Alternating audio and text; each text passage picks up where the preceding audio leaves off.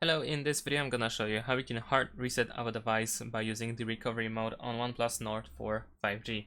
In order to do this, we need to first of all turn off our device. So just press the power button and volume up button at the same time. There we go, in order to open the power menu. And over here we want to power off. Now let's wait for the device to turn off. Once it is off, you want to press and hold the power button and volume down button until you see the OnePlus logo. So press and hold both buttons and keep holding it until you see the OnePlus logo. There we go. Now we can release both buttons. And now let's wait for the device to turn on, but we will be in the recovery mode. There you go. Now we have the language selection. So you probably want to select English over here. And then you have format data. You want to select this option and you'll need to enter the code that is visible over here in order to proceed. If you want to go back, then over here you have this arrow in the top left corner. And that's pretty much it. Thanks for watching, leave a like and subscribe to my channel, and see you in my next videos. Bye!